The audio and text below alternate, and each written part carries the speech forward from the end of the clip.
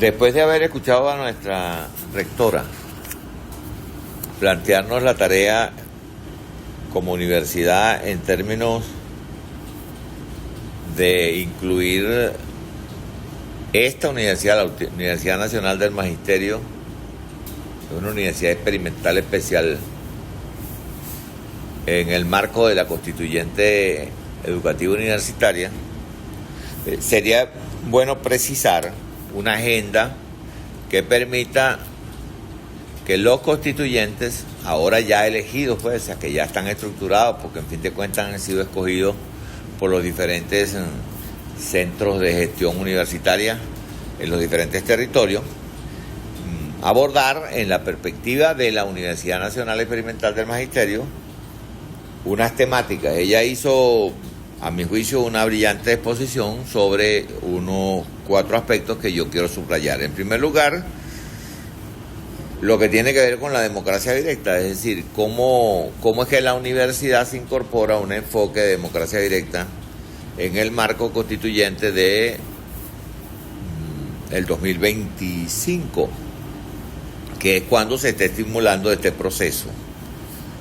y para lo cual habría que pensar lo que serían las orientaciones normativas en relaciones a las leyes, a los planes de desarrollo, a los procesos democráticos que la universidad realiza, y que según su explicación, que me parece sustantiva,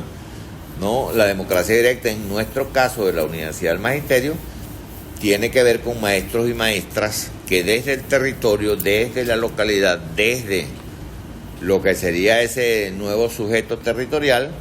pueden aportar a una visión de la universidad, una misión de la universidad y a sus diferentes perspectivas. Es decir, lo que está en discusión aquí, en primer lugar, son las perspectivas de la universidad especializada en el marco del sistema universitario. Acuérdense que esta universidad opera en 2 subsistemas, el subsistema de la educación universitaria y el subsistema de educación básica. O sea, tiene que ver con la formación profesional de profesores y profesoras, licenciados o licenciadas que trabajan para la educación básica, pero que también se desenvuelven dentro de la educación universitaria. Entonces hay que tener una visión holística de este enfoque, que está en el marco de la democracia territorial, que para nosotros el punto de partida sería revisar en el documento rector cuáles son los principios y alcances que la definición de la universidad tiene, por ejemplo, mandar obedeciendo, la corresponsabilidad,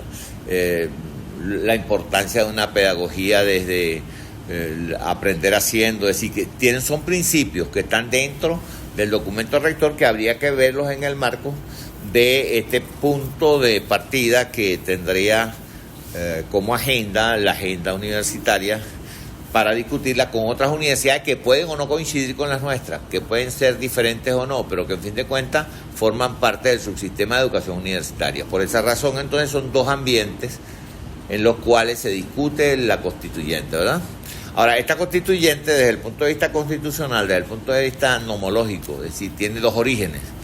Puede ser derivada o puede ser una constituyente, ¿verdad?, original. Es derivada cuando ella proviene, en el caso nuestro venezolano, de algo que está contenido dentro de la Constitución de 1991, que cada vez cuando la universidad o cualquier sector social tenga una complejidad, puede apelar al mandato constitucional o de la ley de leyes para procurar una constituyente, y sería en ese caso una constituyente derivada.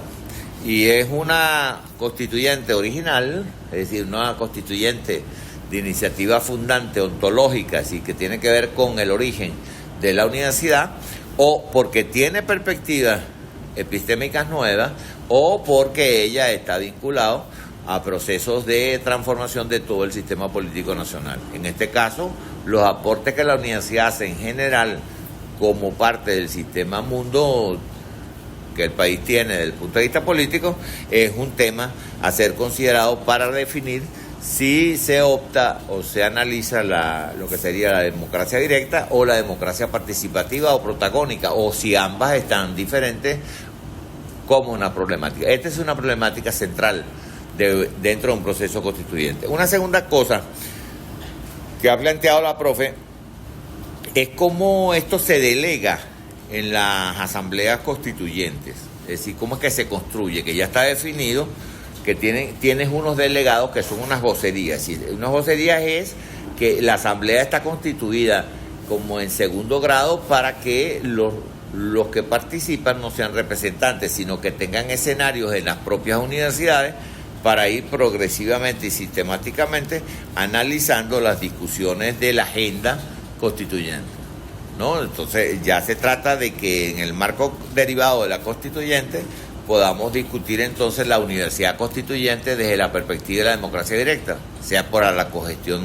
de gobierno, sea para la autonomía de la universidad, para la investigación, para la docencia, para el desarrollo socioeducativo de sus planes y programas. Luego está otra cosa que ella ha planteado bien interesante, que el proceso constituyente, ¿verdad?, es un proceso no institucional. Es decir, esta idea de no ser institucional me parece bien importante porque tiene que ver con la posibilidad de que el conocimiento y la información y los intercambios que se realicen provengan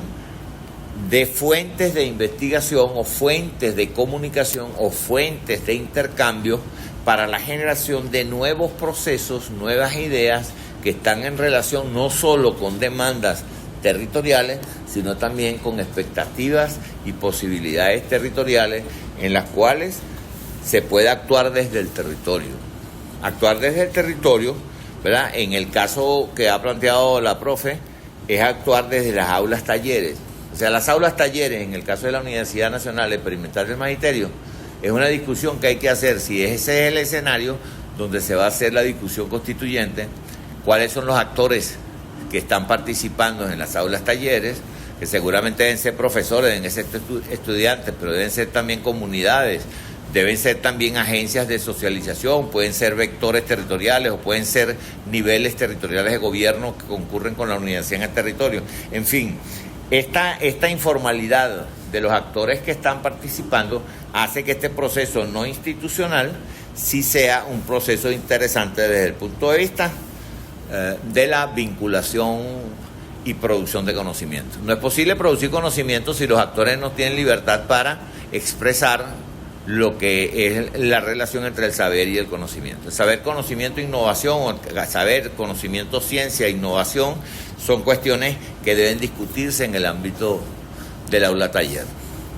Es un problema interesante. El otro problema que ella ha planteado, a mi juicio, es el cómo superar la tendencia sectaria que cada quien tiene dentro de la institucionalidad. Por eso el no institucionalizar la discusión de la constituyente es interesante, porque no se trata de la mía, no se trata de la otra, se trata de la nuestra, se trata del subsistema o de los subsistemas, o se trata de una visión integral del conocimiento en la perspectiva global. Es decir, dentro del marco, no de la globalización, sino en el marco de la mundialización del conocimiento, en el caso de las universidades. Pero las universidades generan conocimiento para la vida, pueden generar también conocimiento para el mercado, pero pueden generar también conocimiento para las empresas. Puede estar delimitado, cosa que la delimitación desde el punto de vista del conocimiento, lo único que la legitima y la fortalece es la ciencia. El conocimiento y su producción de innovación tecnológica, científicamente hablando, es una manera de no ser sectario. Porque el sectarismo no se produce entre lo mío y lo tuyo y lo mío, lo nuestro. Entonces, crear lo nuestro como una realidad o una subjetividad es que las universidades crean conocimiento subjetivo. Y la subjetividad crea intersubjetividad del conocimiento con diferentes actores y produce, por consecuencia, ¿verdad?, diferentes perspectivas de explicación, interpretación y argumentación del conocimiento. No es un único conocimiento, sino es una diversidad de conocimiento. Por eso también comparto con ella que es importantísimo que no haya sectarismo, puesto que esta no es una unidad para defender lo mío y lo tuyo, es para desarrollar en el marco de de dos grandes dimensiones, una perspectiva plural, pluriversa, multiversa, distinta, diferencial, que se expresa A en el subsistema de educación básica y B en el subsistema de educación universitaria. Por un lado, ¿verdad?, en la territorialización del conocimiento. Dos, la participación constituyente de la universidad para que la universidad se haga constituyente, sea originaria, cree perspectiva, cree planteamientos, innove conforme a las necesidades, de tal modo que la gestión pueda entenderse en el marco de la generación de proyectos. Ella ha dicho, acá se acaba de terminar un seminario sobre comunalización de la educación y han participado más de 8.000 profesores y profesoras. Eso es bien interesante porque evidentemente el que termine en el proyecto, el que tengas ya una dirección de trabajo que unifica la diversidad, no quiere decir que es un pensamiento único, un pensamiento solo de esta universidad. Pudiera ser compartido con otras universidades, pudiera ser un intercambio, ¿verdad?, de estudios libres, de otro tipo de estructura educativa que estuviera planteado en este asunto. Es decir, creo que en fin de cuentas, el reconocimiento de la voz de la universidad en el territorio y sus consejos de gestión, ¿verdad?, pudieran terminar revisando un poco lo que es el papel de la democracia directa y el desarrollo de los proyectos territoriales comunales o comunitarios, que creo que es una primera parte de esta exposición, que es interesante como parte de la agenda del constituyente en su análisis. Luego de la introducción que hemos hecho sobre la democracia constituyente en la universidad, que hemos denominado constituyente porque obviamente está desinstitucionalizada, es decir, forma parte de una perspectiva de análisis y nosotros la tenemos que hacer desde la perspectiva de la Universidad Nacional Experimental del Magisterio. Yo voy a tratar de explicar como tres componentes más que deben formar parte de la misma agenda. Ya allí planteamos como una parte de la agenda que se discute y que los constituyentes participantes deben dialogar.